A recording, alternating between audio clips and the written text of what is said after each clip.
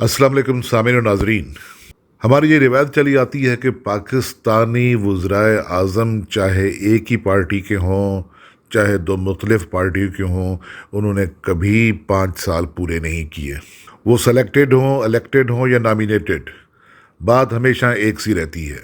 उनकी तकदीर कभी नहीं बदलती। क्या उनको लाने वाले, क्या पॉलिसी साज उनसे उतार जाते हैं, क्या उनके अंदर पेट्रोल ही इतना भरा जाता है कि जो 2.5-3 साल के बाद ख़त्म होने लगता है और वो मज़ीद काम करने के काबिल नहीं रहते, या उनकी कुर्सी ही इतनी कमज़ोर होती है कि जो 2.5-3 साल के बाद उनका मज़ीद बोझ नहीं उठा सकती। ऐसे हालात के जिसमें वज़ीर आज़म काम ना कर सके कैसे पैदा हो जाते हैं, कौन इन्हें पैदा कर देता है, और ये हालात क्यों कर वजूद में आते हैं। आप देखिए कि जब तातारियों की फ़ौज बगदाद पर हमला करने आ रही थी तो उस वक्त वो आपस में दरबार में जो ये हाल था कि उनका मुकाबला करने की बजाय वो आपस में ये मुबाहसे और मुज़ाकरे कर रहे थे दरबार में कि कौवा हलाल है कि हराम। इसी तरह जब अहमद शाह अब्दाली दिल्ली के तख्त को ताराज करने के लिए पहुंचने वाला था तो वहाँ का जो बादशाह कहता था कि हनूस दिल्ली दूर अस्त, अभी दिल्ली दूर है, अभी वो नहीं पहुंच सकता। तो हम पाकिस्तानी किस अहद में जी रहे हैं कि कोरोना जैसी वबा, जबकि हमारे हमसाया मुल्क में उसने वो हाल कर दिया है कि जो टड्डी दल भी नहीं करता, और हमारे यहाँ भी रोज़ अफजों उसकी ग्रोथ हो रही है। लाहौर शहर भरा हुआ है, इस्लामाबाद, रावलपिंडी से अजीब व गरीब खबरें हैं कोरोना के बारे में, कराची तक, और सब कुछ पूरे पाकिस्तान में अजीब सी हाहाकार मची है। लेकिन आप देखिए कि जो हमारे हुक्मरान हैं उन्हें इस तरफ कोई तवज्जो ही नहीं करने दे रहा, या वो तवज्जो खुद नहीं कर रहे। अब देखिए कि कभी जब शुरू में हमारे वज़ीर आज़म या हमारे वज़राए आला सुबह उठते हैं तो कभी उन्होंने सोचा कि कोरोना के लिए क्या करना है, कभी लॉकडाउन की पॉलिसी वज़ा नहीं की। मैं कल देख रहा था कि यूहान शहर चाइना का, जहाँ से ये कोरोना 2019 में शुरू हो रहा था, उसे कोरोना फ्री डिक्लेयर कर दिया गया और वहाँ पूरी रोशनियाँ जगमगा रही थी। उसकी वजह ये थी कि वहाँ कंप्लीट लॉकडाउन किया गया था। और हमारे यहाँ 2 साल से, जबकि तीसरी लहर पहुंच चुकी है कोरोना की, हमेशा यही होता है कि क्या करें, अगर लॉकडाउन करते हैं तो गरीब मर जाएंगे। लेकिन आप देखिए कि कोरोना जब आता है तो वो ये नहीं देखता कि उससे कौन मर रहा है या कौन जी रहा है, वो गरीब है कि अमीर है। वो जितने नॉन इशू हो सकते थे इस माहौल में और इस वबा का मुकाबला करने के मामले में, वो सारे के सारे हमारे यहाँ रोज़ पैदा होते रहते हैं। हमारे यहाँ इलेक्शंस भी हो रहे हैं। अगर कराची में लोग कोरोना के डर से बाहर नहीं निकले तो पता नहीं क्या कुछ किया जा रहा है कि जनाब अगर ये इलेक्शन दोबारा हो गए हल्का 249 के जो कौमी असम्बली का है तो पता नहीं लोग सारे घरों से बाहर निकल आएंगे। भी लोग अपनी जान बचाने के लिए छुपे हुए हैं।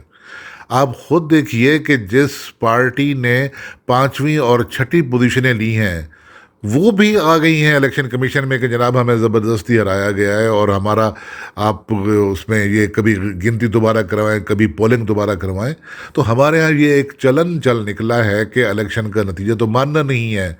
तो ये जो हमारे सामने एक रिवायात नई बनती चली आ रही है कि अब पूरे मुल्क में कहीं ज़िमनी इलेक्शन भी नहीं हो सकता।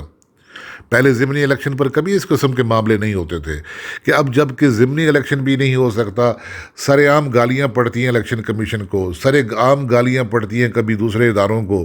तो फिर ऐसे में आखिर पाकिस्तानी चाहते क्या हैं, हुकूमत क्या चाहती है, इदारे क्या चाहते हैं? क्या हम सबको अपनी अपनी तरफ दोबारा नहीं देखना चाहिए कि हमें लोगों के लिए क्या करना है और हम क्या किए जा रहे हैं? पूरी दुनिया में यही चल रहा है कि हमने कोरोना से कैसे बचना है, और हमारे यहाँ ये चल रहा है कि हमने फ़लाँ सीट पे दोबारा इलेक्शन कराने हैं, फ़लाँ सीट को दोबारा गिनती करवानी है, वो फ़लाँ को मतून कैसे करना है, किसी को गालियाँ कैसे देनी है या किसने गालियाँ कैसे खानी है। ईरान की मिसाल दी जाती है कि जब वहाँ इराक़ से जंग हो रही थी तो ईरान में जो इंतखाबात थे कौमी, वो बाकायदगी से होते चले आ रहे थे। बाबा वो जंग थी, वो किसी वबा से जंग नहीं थी, وہ عراقیوں سے جنگ تھی. آپ دشمن ملک سے لڑتے ہوئے تو اپنے ہاں انتخاب کرا سکتے ہیں، لیکن اب کرونا جیسی وبا سے مقابلہ کرتے کے ماحول میں آپ کیسے الیکشن کرا سکتے ہیں؟ ہمارے الیکشن کمیشن کو بھی ہوش نہیں ہے، وہ بھی الیکشن کروائے جا رہے ہیں. جب انہیں کہا جاتا ہے کہ الیکشن ملتوی کرے تو وہ پھر دوبارہ وہ کہتے ہیں الیکشن ملتوی نہیں ہوگا. تو یہ کیسے اب خوشاب کے الیکشن آنے والے ہیں؟ جب آپ نے دیکھا ہے کہ اس وقت کرونا عروج پر ہے تو کچھ تو خیال کر لیا جاتا ہے. یہ جو لوگ ہیں، یہ لوگ رہیں گے، زندہ رہیں گے تو آپ حکومت بھی کریں گے، یہاں الیکشن بھی ہوں گے.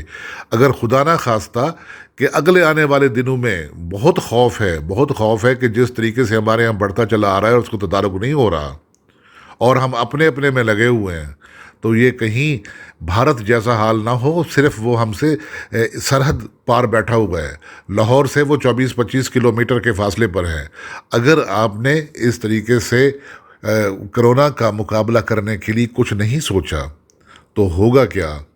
کہ وہی ہوگا کہ پھر کچھ باقی نہیں رہتا. خدا نہ خواستہ ایسا ہمارے ہاں ہو.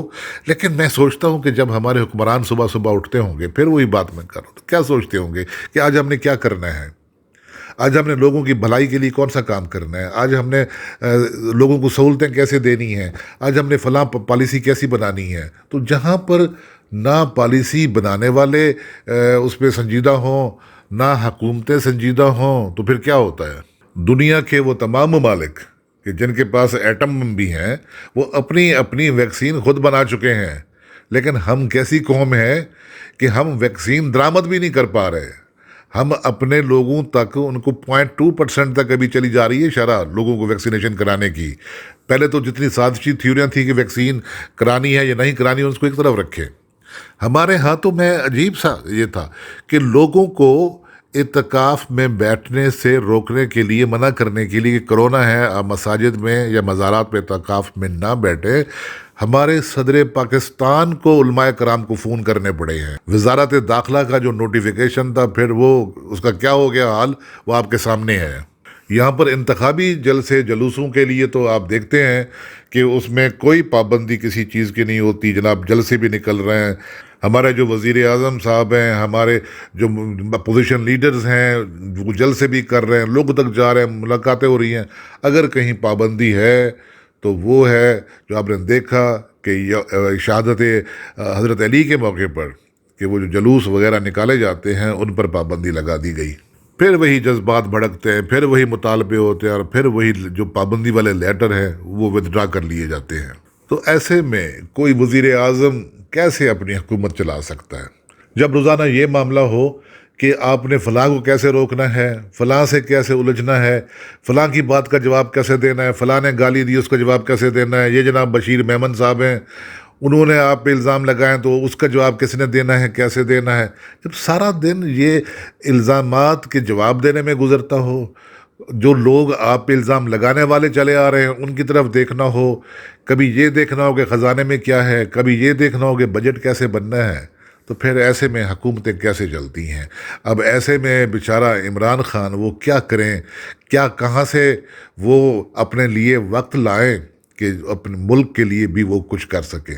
تو ایسے میں اگر یہ جو چل چلاؤ کا نکارہ بجنے لگا ہے تو یہ کوئی پاکستان میں ہمارے ہاں یہ کوئی انہونی بات نہیں. جیسا کہ میں نے شروع میں کہا ہے کہ ہمارے ہاں چاہے وزیر اعظم عدم اعتماد سے بدلے، چاہے اسمبلیاں ٹوٹیں، چاہے کوئی اور مسئلہ ہو، تو ہمارے ہاں کسی بھی وزیر اعظم نے اپنی مدت پوری نہیں کی. ہمارے تبصرہ نگار، ہمارے اینکرز لاکھ کہیں کہ جناب اسد عمر صاحب نے جو اسمبلیاں ٹوٹنے کی وہ ایک بات کی تھی، وہ صرف ایک ٹیسٹ کرنا تھا، لیکن میرے نزدیک وہ ٹیسٹ ویسٹ کرنا نہیں ہوتا. یہ اسی طرح چلتی ہیں.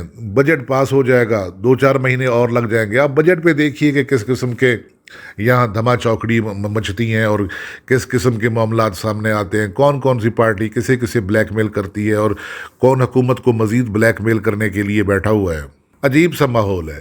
جب ہمارے وزیر اعظم کو یہ کہنا پڑے کہ جناب یہ اگر شہباز شریف کیسے بری ہوئے ہیں تو جنہوں نے بری کیا ان سے پوچھیں، اور جو ہمارے اسٹیبلشمنٹ کے لوگ ہیں، اگر ان سے وہ جو ایک دعوت ہوئی تھی اینکرز کی افطاری، تو اس میں اگر پوچھا جائے کہ جناب حکومت تو آپ کر رہے ہیں، وزیر اعظم صاحب نہیں کر رہے، آپ کی پالیسی پر عمل کیا جا رہا ہے، تو وہ اپنی بے بسی کا اظہار کرتے ہیں کہ ہم تو پنجاب میں عثمان بزدار کو تبدیل نہیں کرا سکے، تو ہماری حکومت کہاں سے آ گئی۔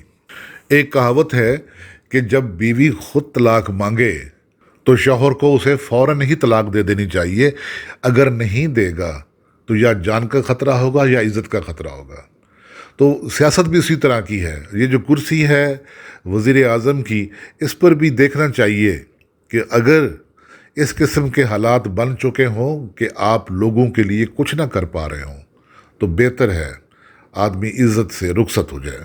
نہ وزیر اپنے اعتماد کے ہوں، نہ بیوروکریسی اپنے اعتماد کی ہو، نہ دوسرے لوگ جو دوسرے ادارے ہیں ان کے درمیان بھی اعتماد کی کمی ہو جائے، تو پھر ایسے میں حکومتیں نہیں چل پاتی، اور ملک کا سارا نظام اسی طرح تتر بتر ہو کے رہ جاتا ہے کہ جیسے ہم کرونا سے لڑنے کی بجائے ہم آپس میں لڑ رہے ہیں۔